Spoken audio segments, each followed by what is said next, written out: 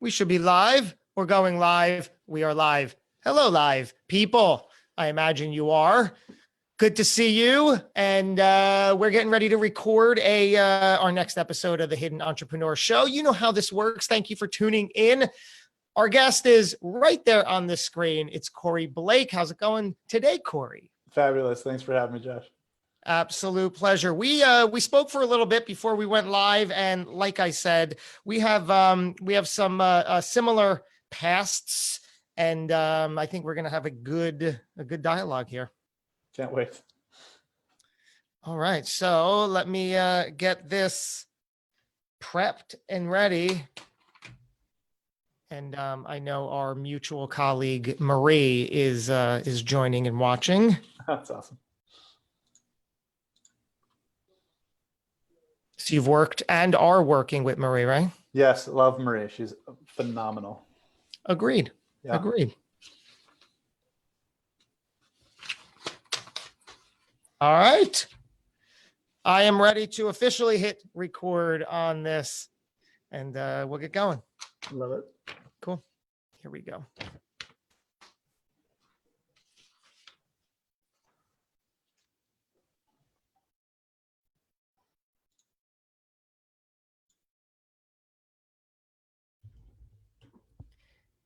Hey there, guys. Thank you for joining us today. You're tuned right into the Hidden Entrepreneur Show. I am your host, Josh Carey.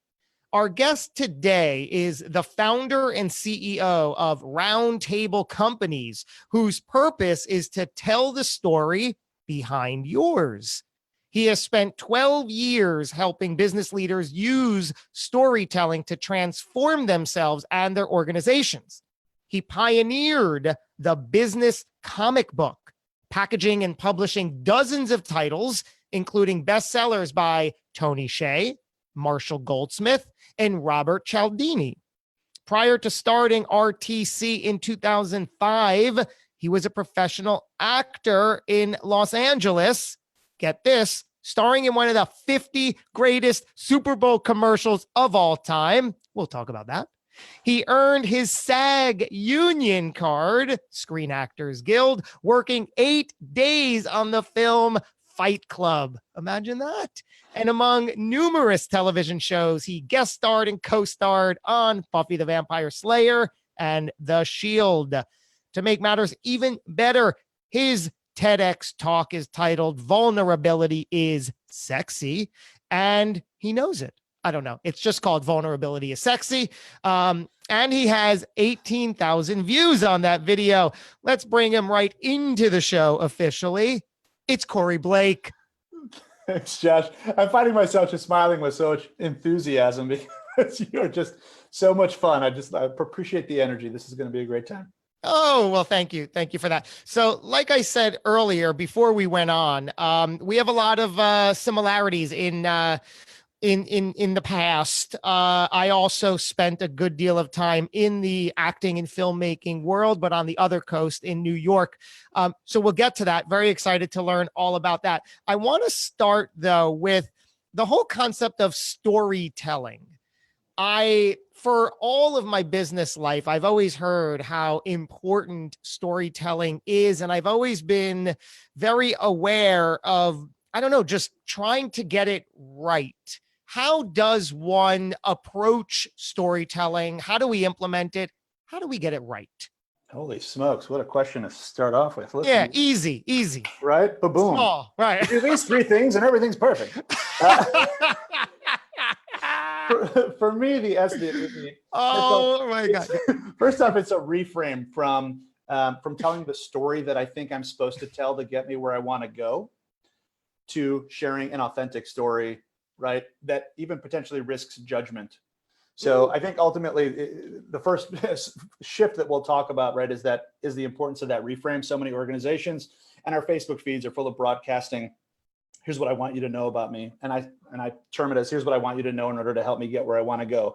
By the way, crossover back to my LA days, that's what I did for a long period of time and eventually became very unhappy having followed that path, right? So I understand what it is to be a broadcaster. Can you say that path again? What is it? Here's what I want you to know. the path of when I was in Los Angeles, being what I thought Los Angeles wanted me to be in order for me to be successful, losing myself in that. And I'm sure a number of people can relate to that. It's a very human thing that we do, right?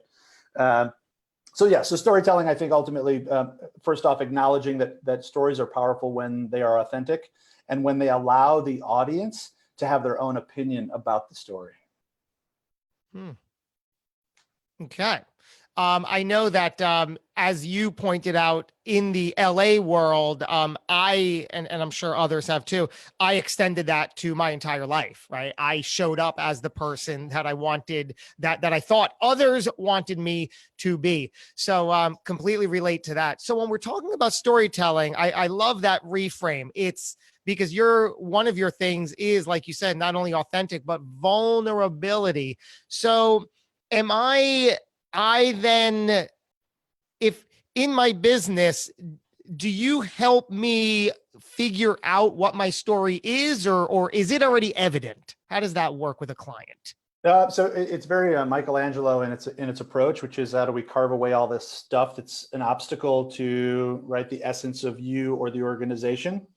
At the end of the day, I think we as human beings have this inability to be objective about our impression of the world. Like it's huge, right? And so storytelling is about putting a frame around something so someone can view it and gain a strong understanding and feel like they see and hear you. But our ability to put that frame around this huge expansiveness is super challenging. I mentioned to you earlier that we'll probably dive into, one of my first pivotal moments that kind of defined my path when I was 5 years old. I didn't unpack that until my late 30s. Right, and really understand how it has influenced my sense of purpose and what I have devoted so much time and energy of my life to. So similarly, when we work with organizations or with CEOs or with thought leaders, having some support in being able to unpack that is a huge deal. It's not something that's necessarily intuitive to us. I'm right now going through that, through my brand, The Hidden Entrepreneur. I created this because I realized at that time, my goodness, I've been hiding every part of myself, showing up in all these situations as somebody who is needy, desperate, insecure, trying to appeal to others and trying to gain the approval of others while suppressing and avoiding, neglecting all of my power, all of my skills, all of my ability. So it's to sort of attach to what you said.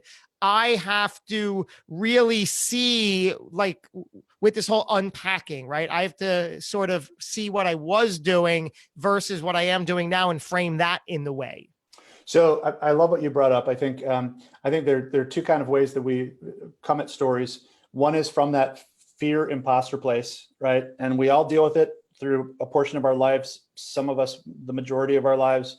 And some of us, we get lucky to have moments where we don't feel like such an imposter, right? And they're usually fleeting.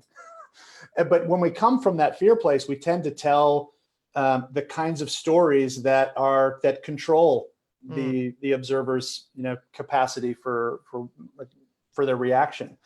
And yet, when what I find is that when we come from a place of authenticity and are willing to share the stories that are harder for us, that where we may feel a sense of shame or humiliation, we actually go from hierarchy and pedestals of who's better than who to equalizing our humanity, because we can all relate.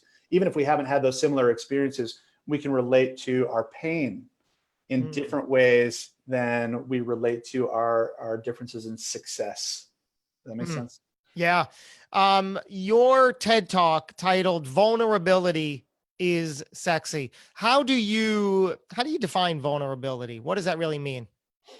For me, vulnerability as a verb is an experience I have when I say something out loud to a witness where I can feel in myself my voice shaking. When I'm oftentimes saying something for the first time aloud, admitting something, saying something that I've never even said to myself. So it is it's an act of courage in sharing something for which I could inherently be judged, right? There has to be an opportunity for judgment or rejection, or there is no risk, in which case there is no vulnerability. And then therefore there is no reward to go with that phrase, no risk, no reward. Well, or I mean, that's an interesting question, because I think when I come from storytelling from the imposter place, I can be rewarded for that, and I can mistake that reward for validation for that approach, and then I can get stuck in that approach for a long period of my life. Do we have to worry, quote unquote, about being too vulnerable? Is there too much? I think it's a fair question, and I think it's something to be aware of. As I have practiced vulnerability, particularly over the last decade, relatively aggressively, I have a firm grasp on when I am safe within, to be vulnerable, and when I feel less safe. And because I have that sense of awareness that I've developed, right, I think that I have less concern. But I think it's very fair for someone who's in an ecosystem, let's say at work, where they have not yet really pushed up against the boundaries of what is safe.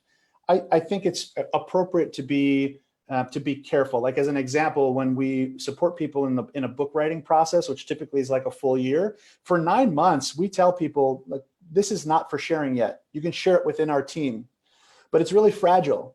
And when we share things before we are ready to share them at a certain scale, it can be very create a lot of scar tissue, and we may never try again. We may actually get derailed.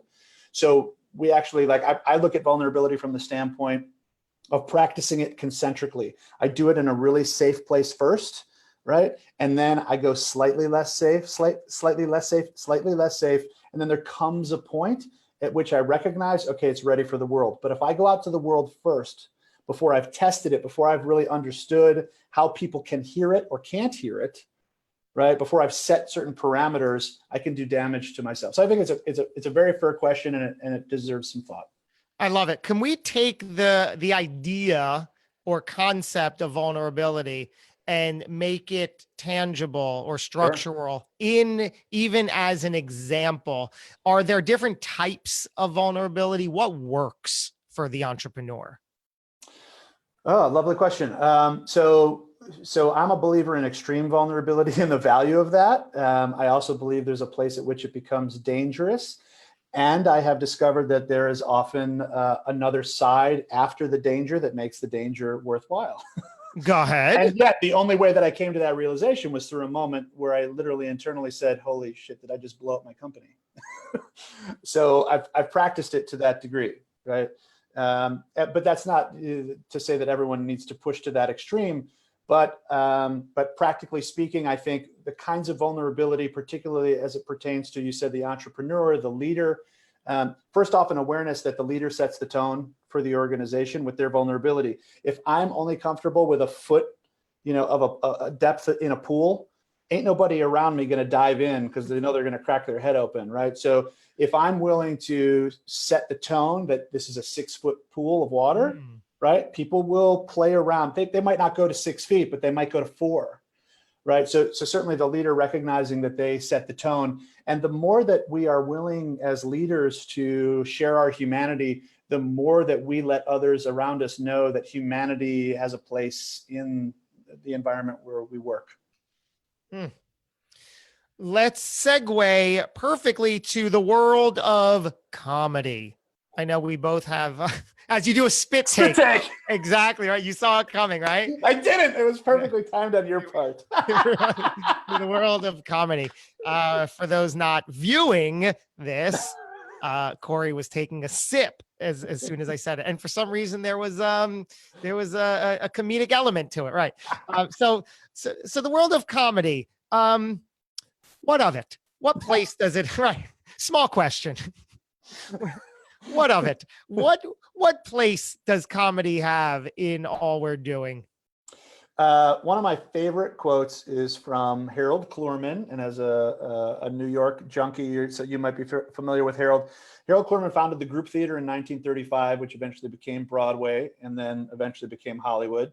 And he studied with greats and brought together people like Clifford Odets and Sanford Meisner, just a phenomenal group of people. And he felt the responsibility to bring together artists to speak to the day, what was going on in society. And he has a quote, and I paraphrase it, but it's, the truth is bitter. It's like castor oil. We don't want it. It's hard to swallow.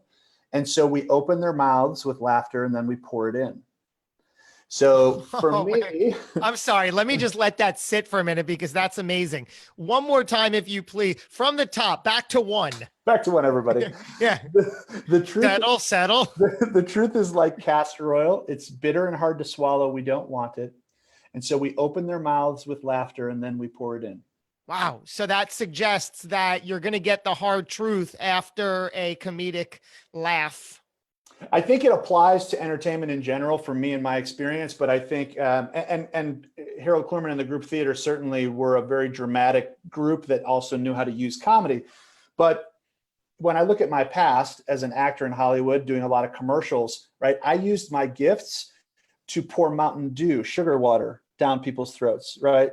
So there's a moment of recognition of I have a responsibility as an artist for when I open people up emotionally, what am I then doing with that gift? And we can use it to sell cheeseburgers. We can do that, and it works really well. But we also can do it to use the opportunity to improve the world. And is that now what you're doing? Is that what I've heard? You used to do it Yeah, ultimately, yes, there came a point at which I took responsibility for what I do when I get people into that space, because I'm addicted to that, right? I'm addicted to that performance energy, that connective moment when we do open our hearts.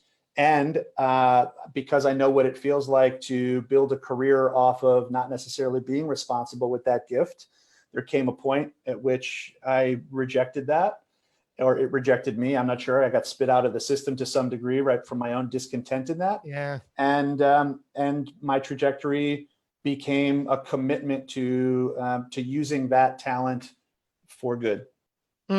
Well, I'd love to unravel some of your stick on this Hollywood credits resume tangent, if you don't mind. Exactly. Yeah. So you starred in one of the 50 greatest Super Bowl commercials of all time. Which one was that? So it was a Mountain Dew commercial. It was a takeoff on Bohemian Rhapsody, very popular right now. Came out in 2000. First airing was it was the first commercial that aired after the second half kickoff of the Super Bowl that year. Eventually, that commercial became the very first commercial, I believe, to ever air in movie theaters, right? Oh, wow. We're all very happy about that, I'm sure. Played all around the world. It was a very popular spot, earned me a lot of like crazy money. As an actor, when you're working in entertainment, when you're working in front of the camera, you earn your day rate. And then everything else that you're going to earn is out of your control. It's just relative to how things air. At least it was back then. Residuals. And residual income. And there were plenty of days where I would walk to the mailbox day after day after day, and there'd just be thousands of dollars in checks every single day. So it's a very bizarre experience, particularly when at the same time you're having an identity crisis of, is this what I'm meant to do? And the world seems to be validating it financially. Really, really confusing time. Wow. How did you first enter Hollywood? What was the road? I have a degree in theater from Millikan University, which is south of Chicago. We send a lot of folks to Broadway and some to LA. Small school, brilliant liberal arts college. And then I actually, after 4 years of really working hard within that program and being big fish in a small pond, I wanted to get the heck out of all that crap. And so a buddy of mine was like, I'm going to Portland. Do you want to come with? I was like, get me out of here. So I went to Portland for 6 months. And then thankfully, a friend of mine, I loved Portland. I loved it. And it really wasn't where I was meant to be at the time. Friend of mine was performing in Virginia, and he called and said, I will drive from Virginia to Portland across the country to come and get you. If you'd like to go down to LA, we have some of our graduating class who's also going there, and let's go meet them. And I said yes to that and found myself in Hollywood. Took about 3 years for me to get my feet under me and start generating some work and actually starting to get paid as an actor. And then it was off to the races for a while. Wow. Yeah. Like I said, I could totally relate to a lot of that. I entered through the other coast. But in 8th grade, I got bit by the bug because I had inadvertently auditioned for the school play, which was a drug awareness play. And I got the role of comic relief, which, is the one that's supposed to make the audience laugh. And I didn't know what to do, but I was, jumping around on the stage as directed, and hundreds of my, peers out there were laughing. So I was like, well, I haven't gotten the attention anywhere else. This is the attention I crave. Feels good. I want to be an actor. Yep. I want more of this. So I pursued it through high school and then college, and then went to New York. But I know, looking back, I was now granted, I had some skill, some ability, some talent, a lot of ups, a lot of downs. But it was incorrectly seeking approval and the outside accolades that, you then come home and it's very lonely and very dark and all that. Did you have a similar path? So when I was growing up, I grew up a Jewish kid on the northwest suburbs of Chicago. And I had a Jewish mother who poured, the way I talk about it is she poured all of her light into me. I had an older sister who, in comparison, I think my impression is, received very little of my mother's energy in that way. And I was the central focus. Now, my mother burned so brightly in my world that even though I had other people who were infusing my world with light, they were nothing in comparison. Like, she was the sun, right? Okay. And then when I turned 5 years old, my mother was struck with severe depression, and her light went out for a year, right? While they figured out her medication, she was hospitalized for a while. And in the absence of my mother's light, I felt totally in darkness, didn't understand the world, didn't understand my place in the world, because not only was my mother the sun, but she made me the center of the universe, right? Like, it all revolved around me. Shocking Jewish kid, right? And and so, and you're not a doctor? And you're not a doctor.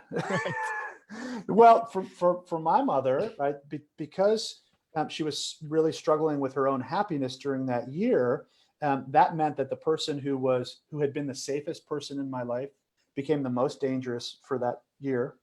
And so I had to learn how to read a room in order to know where was mom, right? And I had to learn the difference between the language that was being used, because in that day it was "everything's fine, honey," and subtext, right? And the subtext of "this is totally screwed up right now." And so that period of a year became the birth of what I call my gift now, right? And because if you take that year and sandwich it on other side with all the confidence that was poured into me by being the center of her universe, I'm someone who has the confidence to speak up when I see a gap in that alignment between our walk and our talk, between our language and our behavior, right? And I'm really, really proficient at reading the energy of other people and the room, and I'm willing to speak to that, right, because of that confidence. So all of that took shape in that year, when I had no idea, of course, what's happening at that time, but that was the birth of that. And comedy became an outlet, because if I could make mom laugh, life was easier. So it became a muscle I started flexing at that age, and it worked there. And so this is what I think, as human beings, we all do with pain that turns into survival mechanism. When that survival mechanism works, it becomes the hammer to every nail that we can find, right?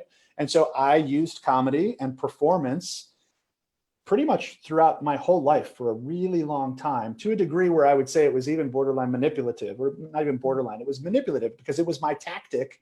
Because if I could make myself the center of your universe, I was repeating that behavior that felt good when I was a kid. So all of that summed up, I think, is in response to your question, is right, the techniques that I used when I was younger, and that desire for certain outcomes that I would use as I moved off into LA.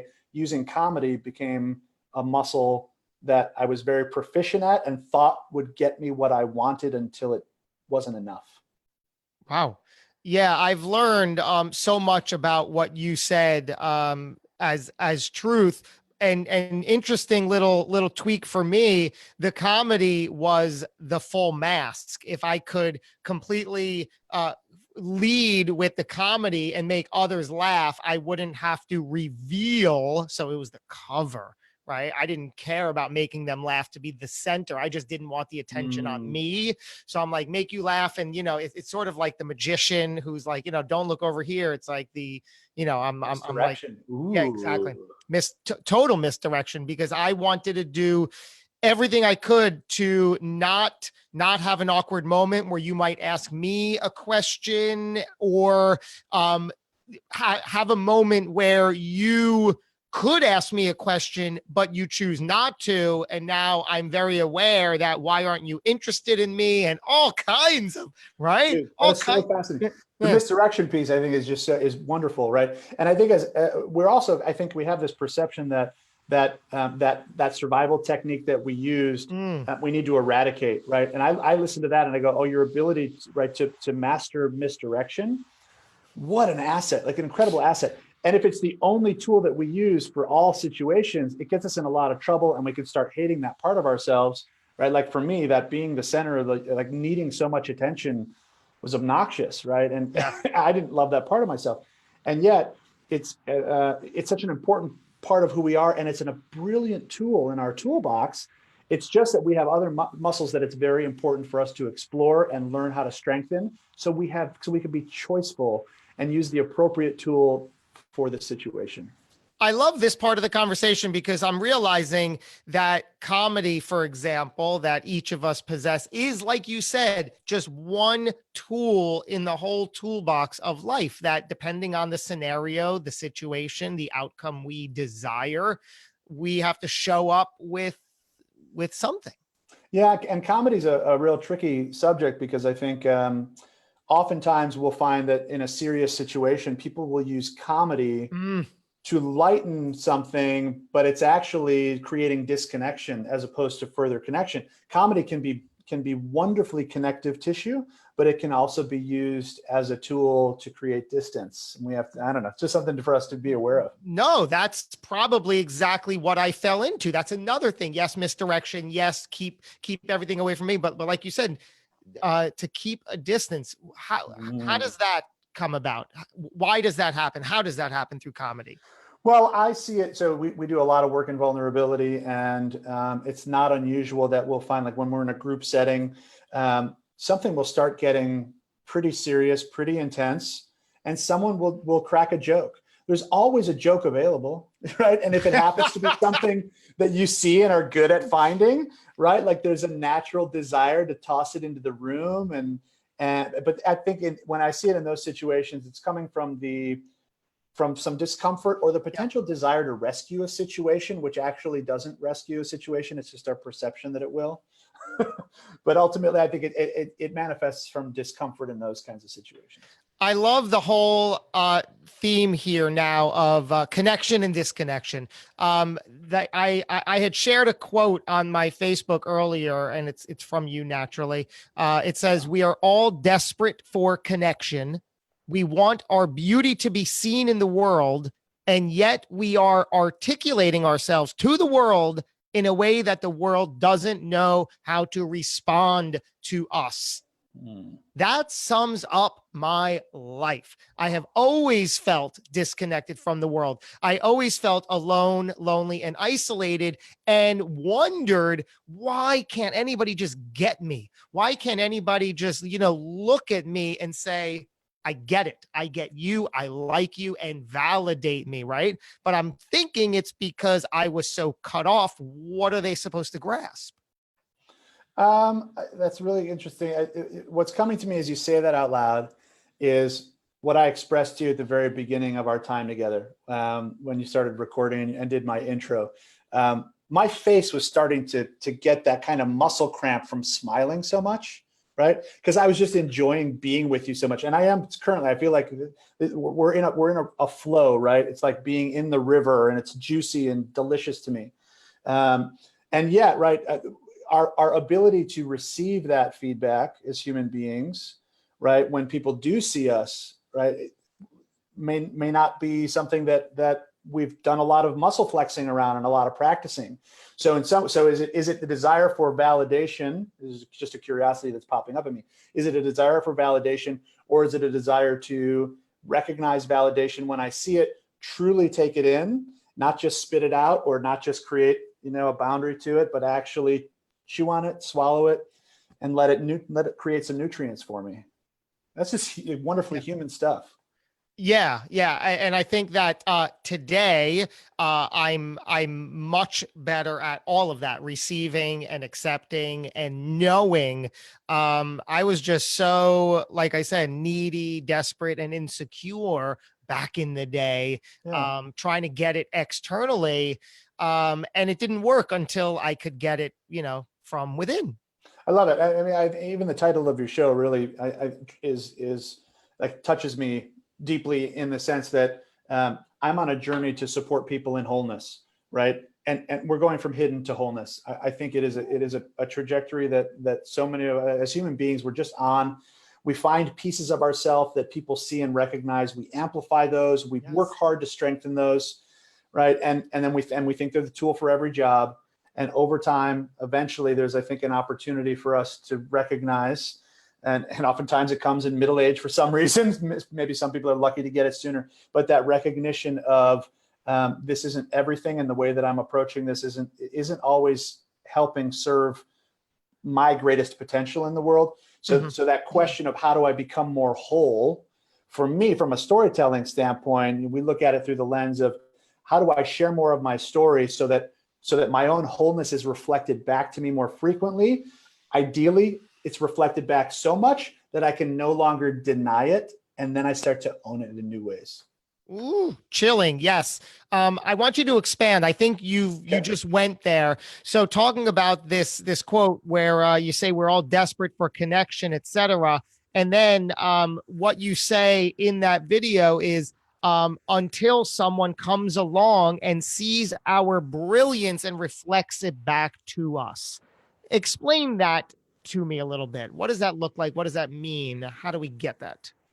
So that is some of what I get to play with on a daily basis. It's become kind of my life. And it's, I think, so that particularly that my childhood, right? I had a mother who made it her prerogative to ensure I knew I was special.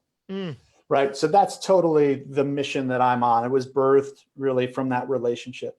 And so I think we don't have the ability to put that frame around ourselves, as I mentioned earlier, we were talking about earlier. And so what we do instead is typically what you see like in somebody's LinkedIn profile. We share our credibility. We share the things that we want others to admire about us, or think that if they know, they'll treat us a certain way, et cetera. Oh, yeah. Go ahead.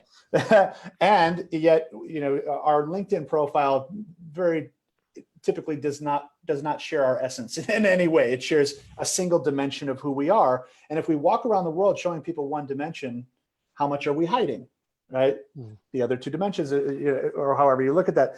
So that's the opportunity. And because I find I had the gift of a mother who knew how to infuse that into me. So if you didn't have my mom or a mom like my mom or a person in your life that could be that, that might be something that's beneficial. And I'm just a stand for that in the world. So even being someone who like in this interaction can help label what I heard as your superpower of misdirection, right?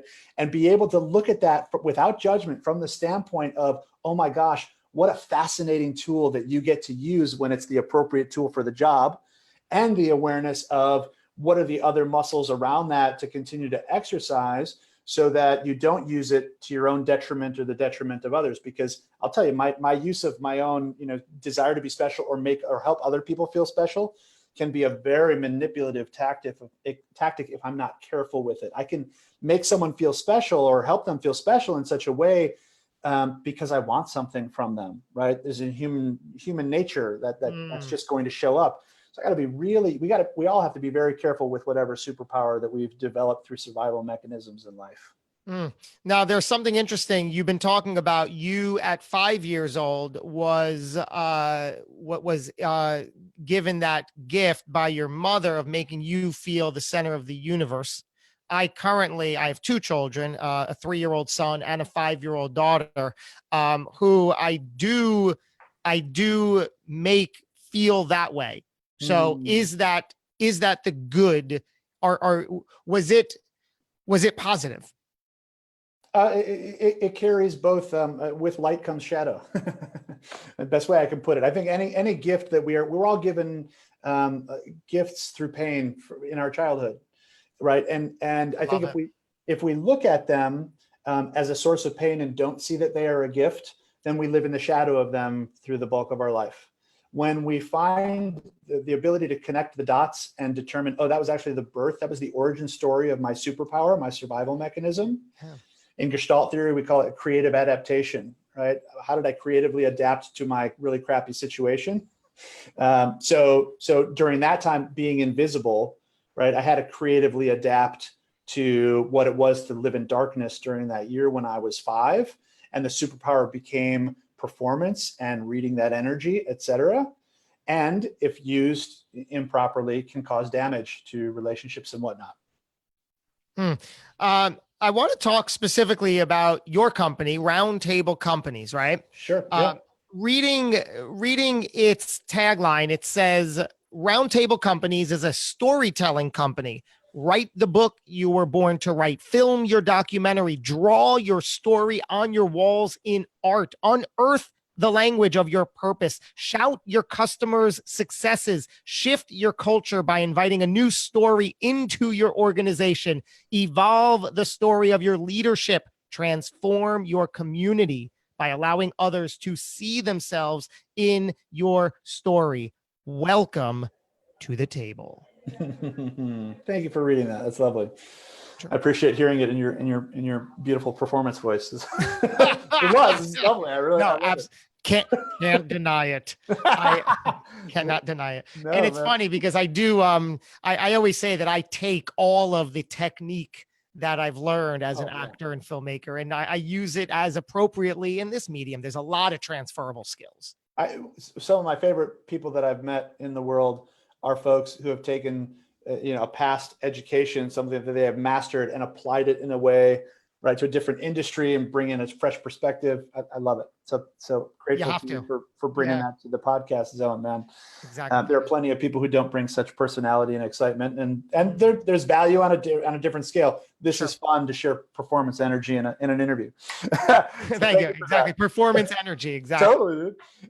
But so I think what we said earlier, which I've never articulated that way before, but going from hidden to whole. Yeah. That's really the journey that our company takes individuals and organizations through. Essentially, we're helping to recognize what is special, package it in a way that is not braggadocious, right? That is truly honoring the authenticity of it and also the shadow of what is special about an organization or an individual, and creating opportunities for transformation as a result of those stories and bringing that to light. Only when we recognize our shadow side, for example, right, can we start to be more choiceful about how we approach things.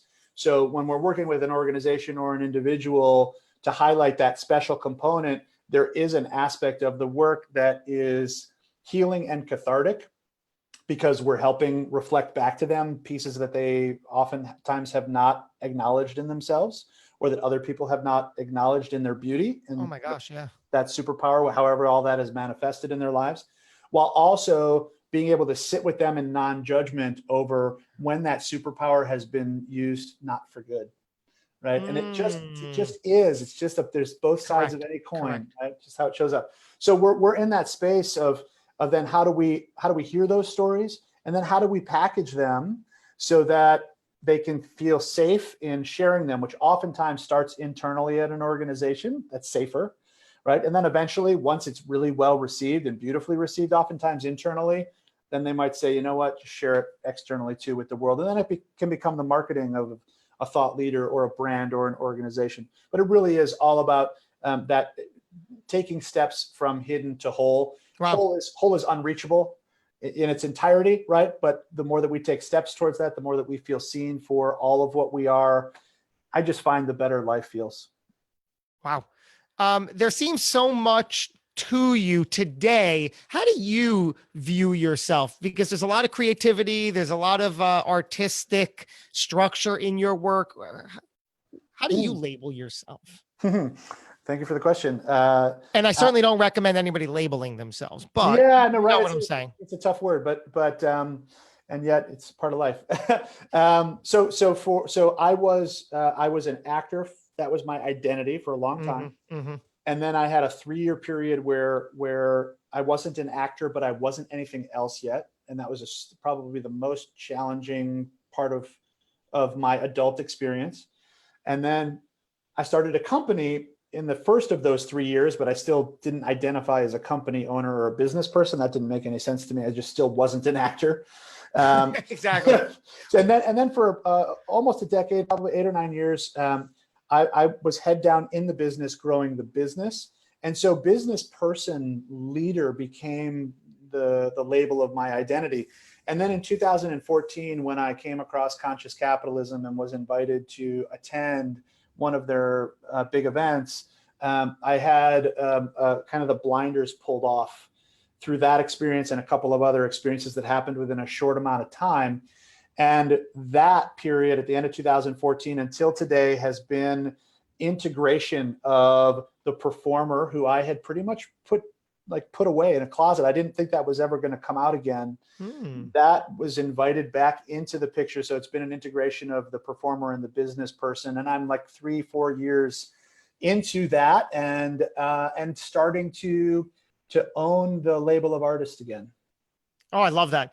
The brand, The Hidden Entrepreneur, was founded on the premise that I am, like you've acknowledged, thank you for that. The hidden to whole, I can totally resonate with that because I was hiding, in essence, behind fear of everything. And I use that as the excuse to remain there.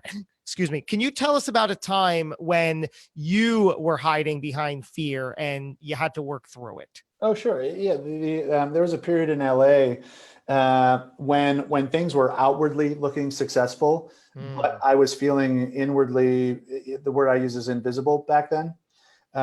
Sitting in my Hollywood trailer and my mother or my friends calling me and saying, "You're living the dream for all of us." And the fakeness with which I would respond to that and then hang up the phone and weep. Right. Yeah. So that was a brutal time. And there was a period of a few years where I smoked a lot of pot to escape that. Like I was just getting bitter and had no tools in the toolbox to meet those circumstances. And so I was imploding, I think, to some degree. The greatest thing of that period for that period of time that occurred to me is a woman got in touch with me who I had gone to high school with, and we started talking. And then eventually, when we were both available, I brought her out to LA and for a vacation, and we ended up starting a relationship and ended up getting married.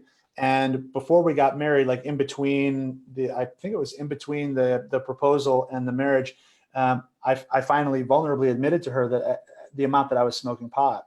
Now, this was a psychologist who worked with troubled kids in an alternative school where pot is a gateway to a much worse behavior. And so she had an incredibly firm boundary with me. You quit this and you quit it now, or that's it. I cannot be with you. Okay. And that was such a profound gift to me. And I found in my life, when people hold a really firm stand because they care about me and our relationship, it's very impactful to me. But that was what I needed. I quit cold turkey on that day. I quit cigarettes on that day also. And while I don't mean to say that the next few years were easy of my transition, that was when I eventually pulled back from acting and came back home and had to deal with that transformation and that transition. But that time, I call that period of 3 years when I wasn't an actor any longer, but didn't know what I was going to be, was my three-year temper tantrum, where I truly believed that I was going to bend the universe to my will, and eventually had to face the reality that it wasn't going to happen. It was tough. It was a really tough 3 years. Completely get it.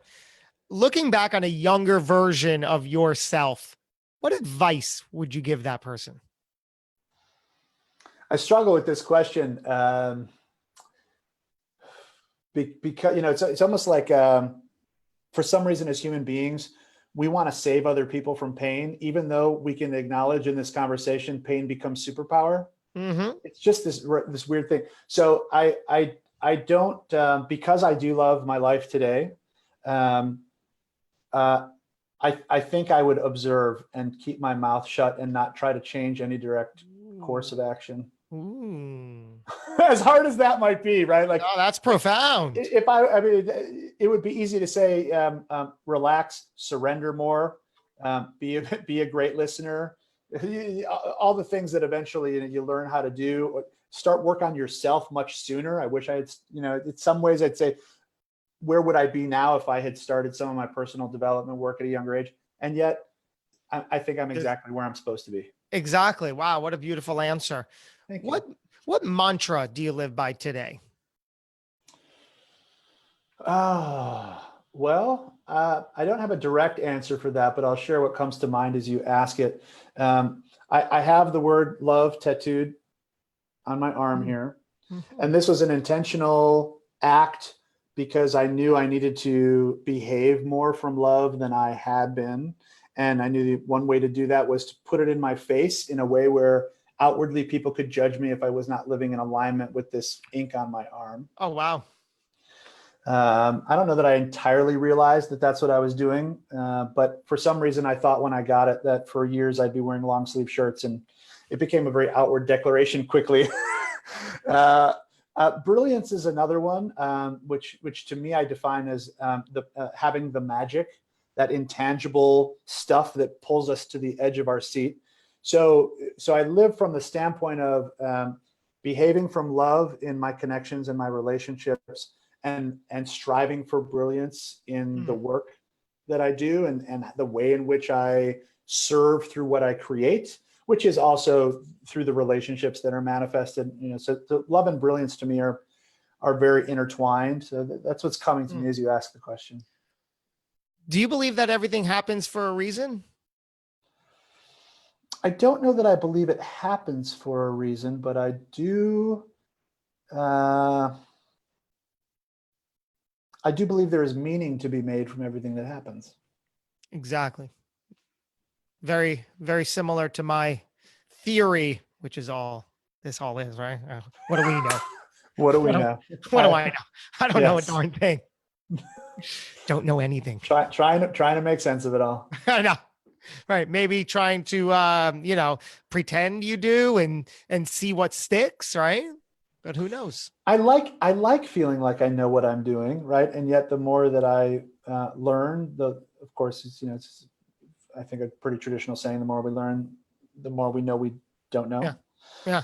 I certainly feel that is true. And yet my ego does hold tightly to the things that I think I know.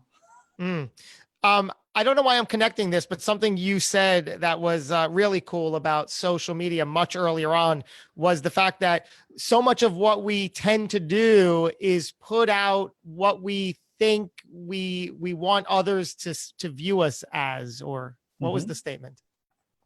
We put out into the world what we believe the world needs to see to help us get where we want to go. Yeah, no, there's so much to that. And I guess you just have to, yeah. It's a wonderfully human default, right? And I think in my journey, it's been a default as much as in anyone else's. And there came some points where awareness that it's a default created options. See, it's interesting because I'm very aware of what I put out. I'm sure, like most of us, I'm very aware of what I put out on Facebook, for example. My children are very instrumental to me. I love that role of father, and I credit that helping to reflect back and get me into the path that I've always needed to be through my adoring children. So I'm very proud of them, and I like showing them online appropriately. But in that way, an example is, let's take Valentine's Day. I had a great picture of my daughter. She made me this adorable card and she was holding it up and I took a picture of it. So I felt like I could have posted that and said something like, my sweet Valentine, and boom, 100 likes, right? And that would have been it. But instead, what I chose to do was sort of go deeper and express what it means and what it's about and what I've learned and what I can share. Is that sort of a win? I don't pretend to have the answer to this. I know it's so complicated. I know internally for myself, I find it very, very complicated because we can't avoid what we know. Right. And there are certain things that we know that when we post, there's a certain likely perception that we can get from that. Right. Exactly. And even if it's authentic, right? Like I have a lot of resistance in myself. We grew up, we were a Jewish family, but we grew up kind of lower middle class, certainly not poor. We didn't want for a lot, but we also didn't have a lot of extras. Mm-hmm. But I have a perception, I think I mentioned to you earlier that where I live now is kind of a hoity-toity, Jewish area on the North Shore of Chicago that we literally used to make fun of when we were kids because we found it obnoxious, right? And while I don't have a deep-rooted relationship to the community, it's where we live because it's where my wife worked. But I have an awareness now that I have resistance to posting things on social media that might be perceived as obnoxious, promoting success, right? So just the other day, traveling first class on a plane, and I had this moment, like usually, like I like to post sometimes when I travel, and yet I've been traveling so much lately, and traveling like I get taken care of when I travel. There's this piece of me that really feels obnoxious, and I don't see myself as obnoxious, and so I meet this resistance, so I just don't share anything. And I don't know what the answer is. I'm just paying attention to my own awareness of the experience, and it is complicated. Just as I love it. I love that we went down that little side path for a minute. Thank you for going there. It goes where it goes, right? Let's turn around for a minute and go down this road. Are you spiritual or religious in any ways? I rejected the religion of my Jewishness after my bar mitzvah, taught to pray to God in a language I didn't understand. I can read Hebrew. Back then I could write Hebrew, couldn't tell you what the hell I was saying during the prayers. So after my bar mitzvah, that made no sense to me. It didn't make sense that God would want that for me. And so I kind of took all spiritual wisdom and rejected it. Only in the past year or so have I opened myself up to spiritual wisdom again from experts, rabbis and philosophers and teachers of all kinds of religion through some programs that I'm involved in. And even I've got some great friends who are priests and ministers now. And I would not have opened myself up to those relationships, I think, in the past, just because that was really tenuous for me. I've always, I'm typical Gen X. I've always felt spiritual, but not religious, I love the tradition of our culture. I feel the, that whole thing my mother infused me with, that specialness. When I look at the grounding of the Jewish people and the shoulders that I'm standing on, I feel a huge responsibility, right, to honor the people who got me to this place. But I don't feel a strong tie to religion in general. But like I said, I am questioning that more, and I've been more open recently, particularly because I took an assessment around. There's a thing called spiritual quotient. There's IQ, there's EQ, there's a bunch of Qs. There's spiritual quotient, and I took the assessment and talked to the woman who founded it. Her name is Cindy Wigglesworth, brilliant woman, and that was her primary feedback for me after my assessment, was that that opening myself back up to that would be beneficial in my life, and I took it very seriously. What do you believe happens when it's all over, when our time here on Earth comes to an end? My gut response is that it's just over. I don't know. That's I think as far as I can take it. It doesn't. I haven't made sense of. I know that we're spiritual creatures, and from the Big Bang, like we've all got parts of that in us, molecules, and like I understand the science of things like that. So I think we carry on. But in terms of our consciousness, I've never been attracted to the idea of heaven. To me, it always sounded really boring, where everything is great all the time. Like life is full because there's light and shadow to me. And I, as someone who explores the shadow and is fascinated by the shadow, a place where there's no shadow doesn't really have a lot of appeal. I also don't want to live in a place where it's only shadow without light. That sounds horrible too. Right. So I've never been drawn to the heaven or hell scenario. If there was something else, my gosh, what an amazing moment that would be for me at my end, because I don't think I'm expecting that. What a fascinating answer there too. I will leave you with this final question. Corey Blake, how would you like to be remembered?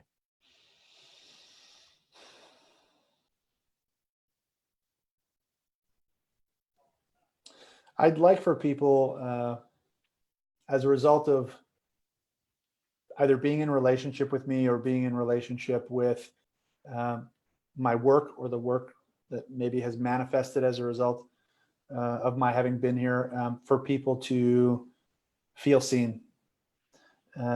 If that's what people take away, whether they even know that I am the impetus of that or not, the more of that I can ripple outward, the more I feel like I'm living in alignment with what I'm meant to do. Well, so far so good. I have felt completely seen during this interview. Absolutely serious. And my goodness, I feel like we hit upon at least a dozen solid topics in and of themselves. I mean, so many just like chunks of amazing topic that we covered. You feel that? I did. And kudos to you for kind of following the energy and knowing where to go deeper and where to transition. It was a blast to be, I really enjoy being a first follower. No joke, the whole first follower methodology. Well, you're looking at me like every leader needs a first follower. There's no second or third without a first, right? And so, you're kind of in the dance. You're leading, and I love being with someone who leads, because I lead through a lot of my life, right? And so I appreciate that you were a great director. When I can just be the actor, I need a great director. When I can be the actor, that's fun for me. So thank you. Wow. Yes. Thank you, sir. And thank you, everybody, spending your time tuning in. If you got something out of it, take a small piece of action and put something good forward into the world. Just take that next step. That's all that matters. We're going to take the next step and have another episode not too far behind. Until we do, thank you for tuning in, and go get them. All right, we are off the recording, but still live on Facebook. Corey, how do you feel? Well, I got this huge shit-eating grin on my face, so that was a blast. It felt really lovely, really authentic. Cool. Yeah, I feel very warm-hearted. I'm grateful. Lovely. Like I said, there was I mean, this is certainly going to be an episode I can go back and like listen to, and then just start exploring all these different paths that we took. Really intriguing guy. Now I can go back to your pages, to your sites, and just really now have a whole different perception and view and say, oh my gosh, look at all this. Lovely. Yeah, I mean, we work hard for it all to be in alignment. I think if you talk to anyone at my company, you'll feel similar to anything you might have felt with me. That's really important to us to have that alignment. So love that. And the TedX talk, how was that experience, or how couldn't have the experience been, right? It was there was 30 days between the time I got accepted and the time that I performed it. Okay. It forced me to do the thing I am least comfortable with, which is what I call sharing my bad poetry. I had to get input from other people before it was really good yet. Oh, so uncomfortable for me because of the 30-day time frame. I just didn't have time. I needed feedback. And even if people's feedback wasn't directly helpful, it inspired new thinking, et cetera. But that was super uncomfortable. I made the decision. I asked them if I could lead off the day so that I could own the responsibility of crushing it, to help encourage everyone else to kind of step into their best self that day, who was going to be on stage. So I wanted to take that responsibility. So it was a blast. It was so fun to not only do well, but then to cheer on everyone else who was taking the stage, and be someone who inspired the standing ovation, be the first to stand up after talks that really moved me, et cetera.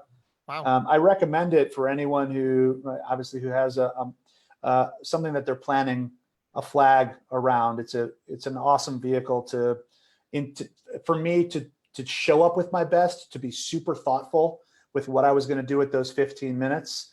And for me, it became a trajectory shift. Like, that was the starting point for a lot of what I've developed around our vulnerability is sexy programming, a lot of the consulting and training work that we do now. That model that I developed for the TED Talk has been a through line. Yeah, well, it's certainly on my list. If not this year, certainly next year, but within the next 12 to 18 months. From hidden to whole, brother. Wow. There you go. Run with it. Wow. who can't relate? Thank you. Cool. All right. Well, until we meet again, I can't wait to cross paths, and thank you for your time. We'll see you soon. Likewise. Thanks for being a lightning rod, man. You're a blast. All right. I appreciate that so much, Corey. Take care. You too, Josh.